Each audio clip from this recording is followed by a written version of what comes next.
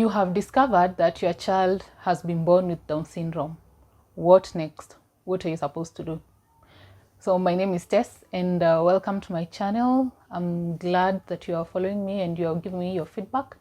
And in today's video, I want us to talk about what to do when you discover that your child has been diagnosed with Down syndrome.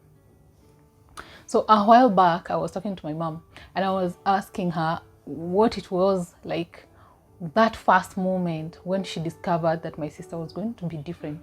So for her, it was a little different because when she had my sister and she observed her neck, she realized that when babies are born, they have a fold here on the skin, like the skin kind of folds, I don't know. And for a child who has Down syndrome, that fold is usually thicker than it should be. In fact, when in developed countries, they measure the thickness of that fluid, of that fold, as well as the fluid in that fold.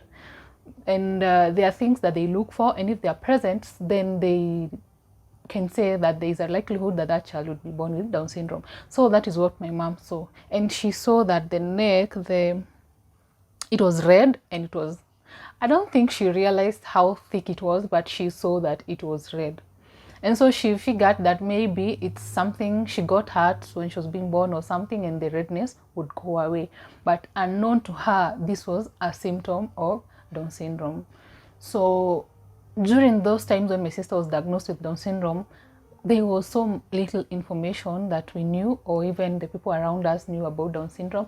And but now the world has changed. We have internet, we have YouTube videos that professionals are putting across. There's so much information and material to access and to learn about this condition. So if you're a new parent and your child has been diagnosed with Down syndrome, what to do? First of all, be calm, breathe in, and do not blame yourself, because it's not your fault. Like I said, you cannot control the genetic makeup of your child. And this is a condition, it's not a disease. So basically your child can live and do everything that they would want to do until they are 60 or even way above 60. So the lifespan of these children is prolonged thanks to medical research and improvement. Secondly, find out as much information as you can about Down syndrome and make sure this information is correct, accurate, and you're getting it from the right sources, because what you consume about Down syndrome is what will help you and guide you in bringing up your child, you see. So you would like to consume information that is from credible sources. Thirdly, join support groups. Let me tell you the power of having a group of people who share the same, whom you share the same problem or interest. You know, like when you meet, you talk about the same thing, is amazing. In Kenya, we have the society. It's an NGO called Down Syndrome Society of Kenya, and they have a group of parents whose children have Down syndrome.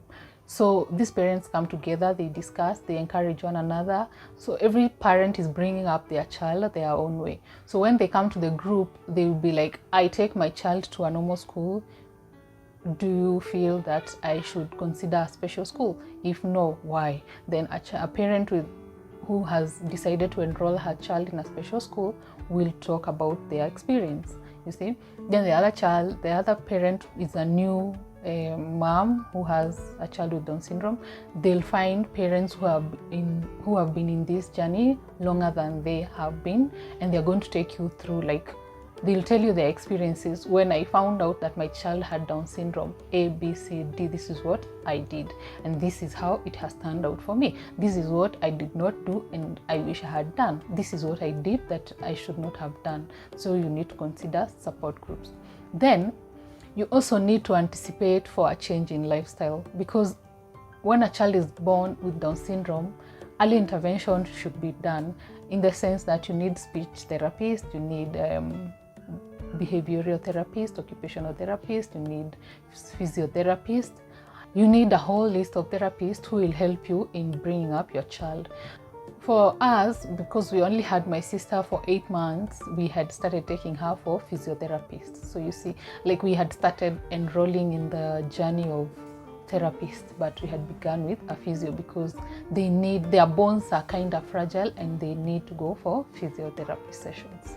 After you have taken care of the anticipated change in lifestyle, then now you need to have doctors, therapists, nutritionists who will now encompass this new lifestyle that you are trying to incorporate in your normal lifestyle. Understand that your baby is your baby. So when you are referring to your baby, do not associate Down syndrome to the child, as in instead the way you would introduce your normal child. Hi, this is Carl, my son, da da da.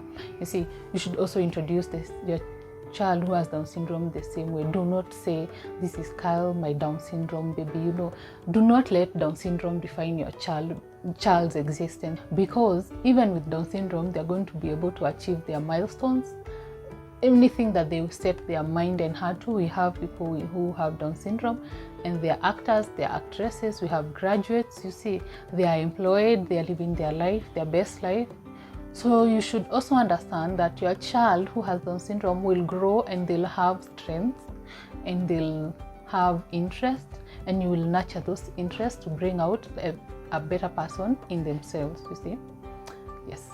Lastly, you can decide to run the major decisions affecting a change in lifestyle for your child by your doctor, so that you see if some of these things that you want to incorporate or remove from their lifestyle affects them in a good way or a bad way. So that is it for today, guys. Let me know your thoughts, your opinion. If you have any questions, let me know. Also, remember to like, comment, or subscribe to my channel. And if you would like to know how I achieved this afro look, I'll leave a comment to the channel where that video is posted and you can go and have a look.